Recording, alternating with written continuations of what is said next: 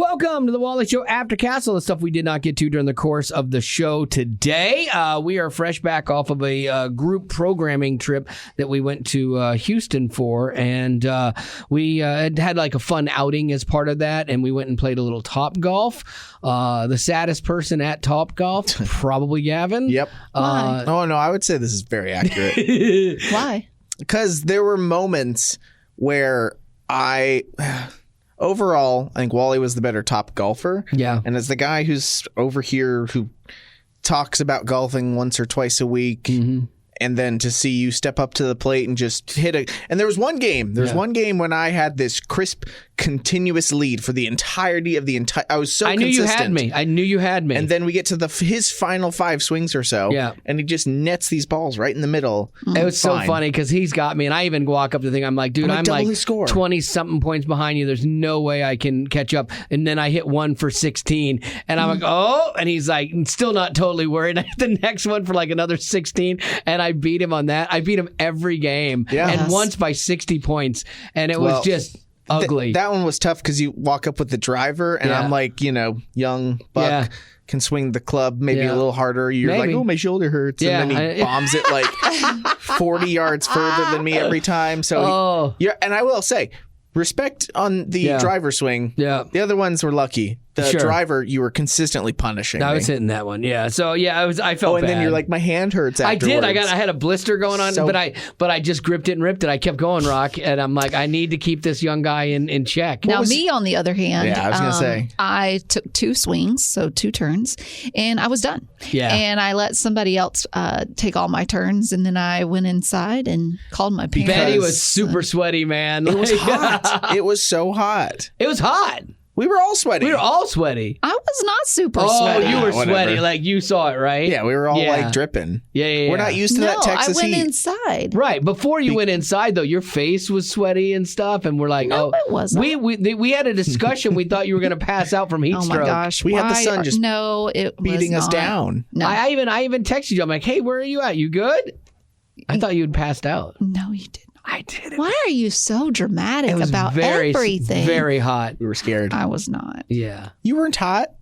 Like it was... No, it was definitely hot, like outside because the sun was blaring on us. But Wally's making it sound like I'm a sweat hog, and I wasn't. No, you were just sweaty. It was normal. No, I wasn't. Like when we're in Africa. It looked the same. Look at her face. I wish I had a picture. No, I wasn't. I don't think I have any pictures of you. We took group photos at the end, but she had cooled off by then. Yeah, she was, because she had been inside. Well, I will say though that I do understand going in, because we were scheduled from it was we had 3 hours scheduled, and I think we only lasted an hour and 40 minutes because nobody was there thinking I could last another 100 or hour and 20 minutes. I was done. Everything and away. I knew I had to fly the next day. I'm like, I just want to go home. I'm sweaty. It was funny. I felt bad for one of the guys because they had a bunch of people doing different presentations, at work. And this one guy is like our donor guy, and he wants to make this analogy about how we're vessels, and he has this whole thing written. Oh, he did great. Well, I know, but he gives everybody at a table modeling clay to make a vessel to help have a point to his thing. And I'm like, after the thing, I told him, I said, that was the worst thing you could do to a bunch of ADD creative radio people. Because our table I was at, we spent the entire presentation making and crafting our vessel into something phenomenal. And it became like a group effort. We were all supposed to do our own individual things. And we just, it worked as a team project. We kept kind of listening, and we made a whole thing, and it was awesome. Did you make a Starbucks cup? I did. Is that the biggest thing I looked back and saw? Yeah, that was the Starbucks mug. It looked really good. I will have to post a picture of it, but that's what it looked like. You got the little sleeve on it and everything. Yeah. Oh, yeah. I mean, it's pretty great. Is the straw like a piece of... no, it's clay. Yeah, Sadiel made that from Vito Unita. He made that. So so good. It was fun to talk with other people we don't get to talk too much and stuff like that, but... that was pretty much that. We already talked about me not being able to get into the Uber because the guy had put Armor All to make his car so clean. The floors were Armor All, and they were like it was like an ice skating rink basically. So, all right, you ready for what? Aftercast. we're already here. Well, I know, but I'm like more stories. Are you going? Or yeah, I'll go. That seemed like you wanted her to go. No, I'll go. I got this one.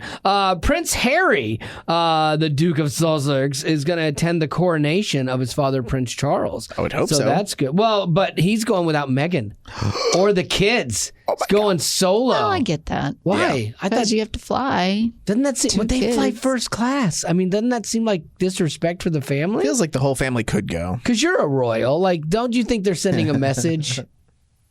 Maybe he didn't want him there. Yeah, I don't know. Buckingham Palace is pleased to confirm that the Duke of Sussex will attend the coronation service at Westminster Abbey on the 6th, and the Duchess of Sussex will remain in California with Prince Archie and Princess Lilibet. So that was all they said. They're like, okay, but they didn't even address it.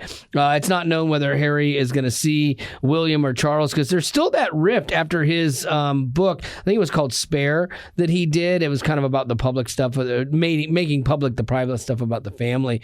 But he did go to like his grandmother's funeral, and in January, though, it's funny because Harry spoke about this. He says he hopes to reconcile the family. If we can get to the point of reconciliation, that will have a ripple effect across the world. I genuinely believe that that's the kind of thing that is pushing me, and if that doesn't happen, then it's going to be very sad. Well, here's a good way to do this is to not drop a book and write bad things about your family in that book. Yeah. But that ship has sailed. So I'm not sure if you're going to have that reconciliation you want anytime soon. So anyway. Side note to this. Remember when Prince Charles couldn't get people to perform at his coronation? Do you know who's going to be there now? I saw now, Katy Perry. Yes, and Lionel Richie. It's almost like he was watching TV and he's like, well, if they'll do American Idol, they'll probably do my thing, right?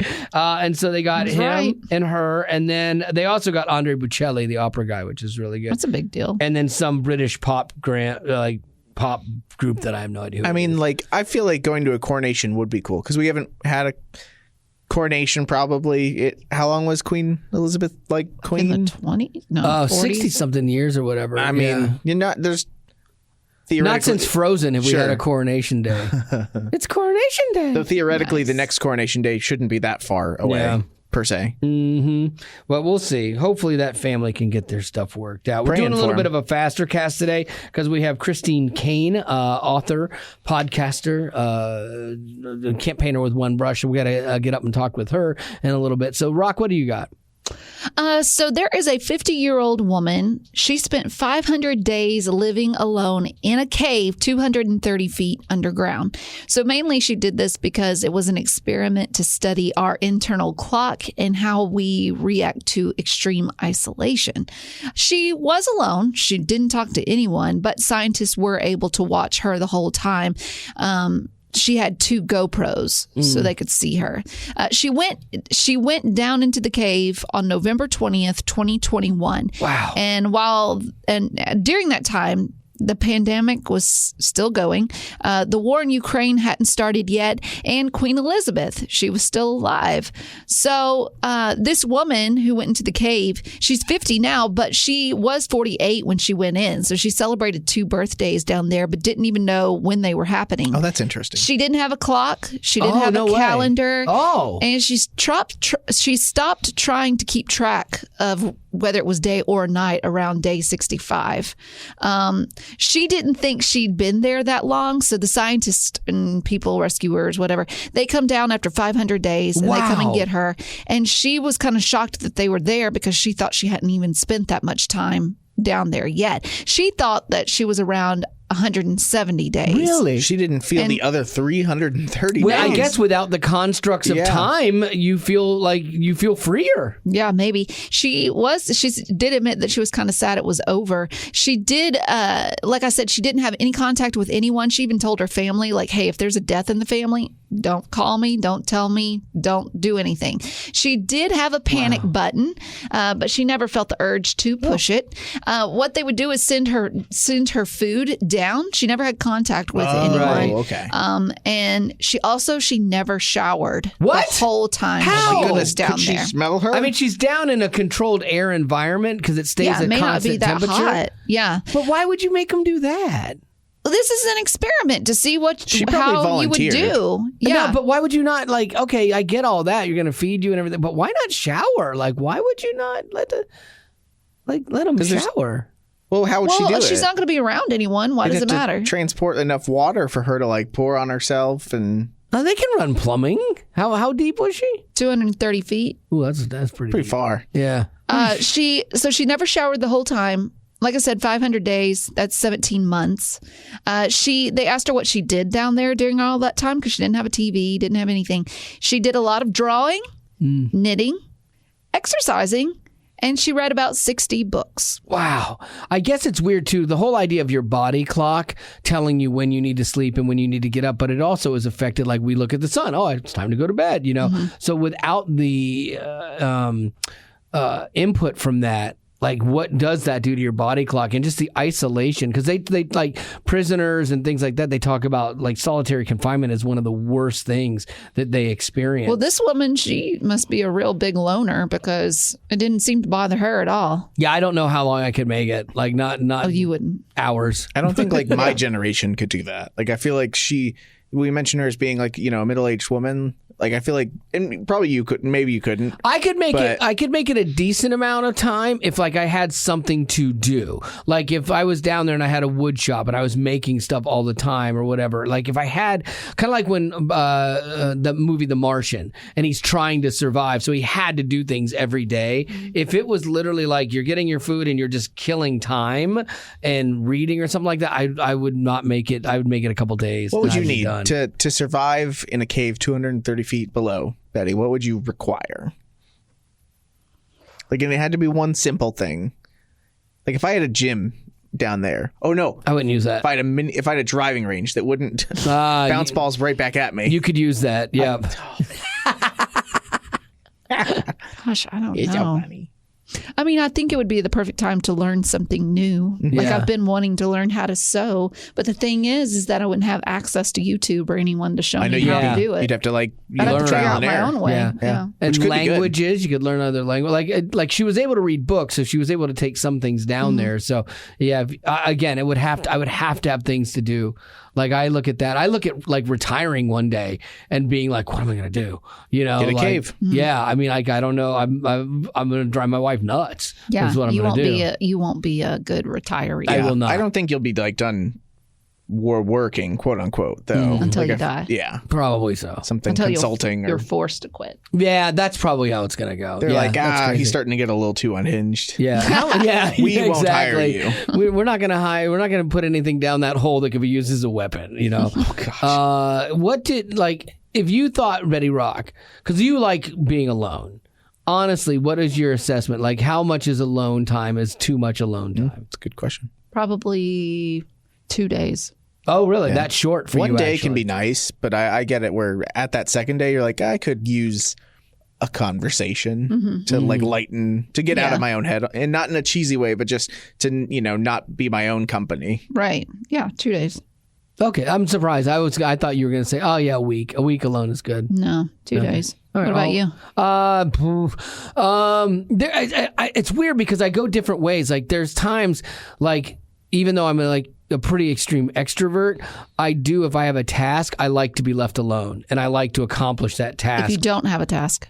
2 hours. I don't know that if you have a task. 2 weeks. If I had a task that was a long enough time to build, I would like the mental learning of it, honestly, and to see, I love all these survivor shows and how long could I push myself the one in Alaska. Actually survive. Yeah. Survive alone and things like that. I would like that, but I definitely know, because you watch certain people on the show as they document it and they talk to themselves, they talk to the trees, the squirrels, everything, because those are the extroverts that are kind of losing their minds. And so I definitely think it would mess with me, and I would make up songs and I would talk to everything just to feel like I was having some interaction. So, all right, well, let's do some birthdays. Okay. Julie wants to wish Conrad a happy birthday. He celebrated it on the 13th. Said he has a black belt in Taekwondo and is an awesome husband and dad. Then Creighton wants to wish Erica, his wife, a happy birthday. My wife of 7 years, an excellent dancer and an amazing Aerialist? Is that how you say Aerialist, it? yeah. Aerialist. Julie to Caitlin, happy birthday. And then we've got Rosemary to her brother Milo. He's turning 12, loves video games, especially Halo and Minecraft, enjoys going to our church's youth group and hanging out with his friends. Milo is such a super dope name. Like, that kid's lucky. Julie had a question. We love coffee and trying different coffee shops. One of my favorite places is in Franklin at the Factory. Honest Coffee. Yeah. Yep. What's your favorite coffee shop and what do you order? I think right now my favorite, honestly, is Dunkin'. And it's the Spring Hill Dunkin' Donuts that's right next to me because they get it right every time. It's always good. But it's a drink called the Beast because of the number of pumps and everything. Did you name it that? I named it the Beast, yeah. Because it's 6 cream, 6 caramel, 6 sugar. Betty Rock helped me craft it. 6 liquid cane sugar and sweet cold foam on the top. Yep. And so 666, so I call it the Beast. But it's my favorite drink. If you were going to rename it, Betty, as the creator of said drink, because the Beast makes it sound tough and cool, what would you rename it? What was Satan's name as an angel? Lucifer, yeah. Lulu. Nice. Lucy. Oh, yesterday getting on the plane was so bad. I hated that Betty Rock was right there with me. So when you get on the plane, you had trouble just getting in vehicles yesterday. I know, apparently. but no, this was more emotional. So you get on the plane and there's a flight attendant right there. How you doing? Welcome. How you doing? I'm always super nice. I'm like, hey, how you doing today? Great day for a flight, or whatever. And she's like, oh my gosh, I love your shirt. The Daisies are great. No, she didn't even say that. What'd she say? She said, oh, I love the Daisies. Yeah. I love your Daisies. I love your Daisies. And then Betty's she was right there. referring to his shirt, and I'm like, what is she talking about? I turn around, I'm like, oh, and that says something too. Like, I don't even notice the flowered shirts anymore. Yeah. But you were wearing this shirt that's got daisies all over, and you didn't hesitate. You were just like, oh, thank you. Yeah. And then wishing I hadn't heard. And then an old guy heard the whole thing, and he was like, Yeah, as I walked down there, I'm like, yeah, I took that compliment pretty great. And probably shouldn't. Yeah, and the shirt, the brand I wear is Denim and Flowers. It's called. It's really great though. Men's brand, right? Yeah, absolutely. Sure. Thanks. Totally. And but I'm secure enough in it. So anyway, are you? Yeah. Okay. Where were we at on the question? I got sidetracked. Was there a question? Coffee shop. Our Betty favorites. Rock. You said Favorite Dunkin'. coffee. You said Dunkin'. You got coffee for the first time in a while. I haven't seen you get coffee. When we went to this Houston. Oh yeah, I got there too. Yeah, but when we were at the Houston thing, they had the coffee pot brewing in the back. Oh, sure. It smells so good. And so I ended up getting like 2 cups of it. And not decaf either. It was not decaf, and I should not have gotten it. Yeah, I feel fine. My favorite, though, I'm not really a coffee snob. I don't know if I have a favorite. I mainly go for like the ambiance. I can tell you one that I think you like a lot. The Dutch Brothers. I do, but for different reasons. Right? Oh. Well, it is. Well, yeah, but so is Dunkin'. Is it supposed to be local? If it's local, it's the Well. I love the Well. But no, with Dutch Brothers, I get the peach tea, which isn't even coffee. Oh, okay. You're a tea girl. Yeah, I know you had found one when on one of our trips, and you were so excited about it. Okay, it was so good. Gavin? There's a place called, I think it's 8th and Roast, and it's up in Nashville. And hipster. A few weeks, a little People bit. with hats. Yeah. Their mustaches. Nice. And, they're switching back to... Do you think that someday that's going to be a fad that people are going to look back on and be like, oh, it was the generation of coffee drinkers? What? Like is coffee a fad?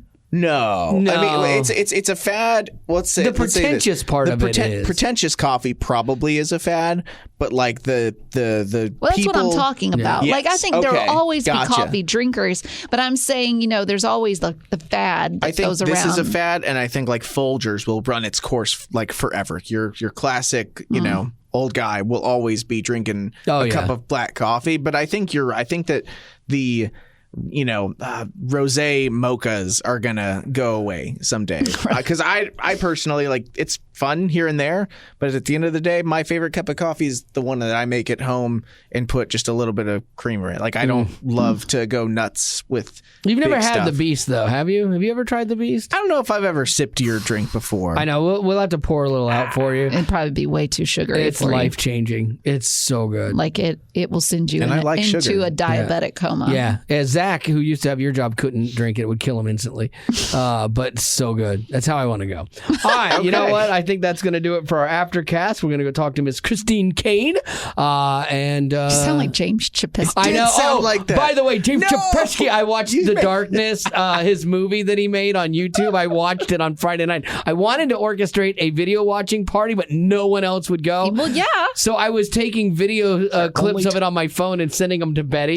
So thankful for cinematic masterpiece of If you don't know confusion. who James Chapeski is, he's on TikTok. And hello, TikTok. Wally is his biggest fan. Hello, TikTok. You need to read some of the comments on The Darkness. I know. Maybe we'll do that tomorrow because we got to go today. But all right, that's going to do it for your Aftercast. Thanks for being a potty.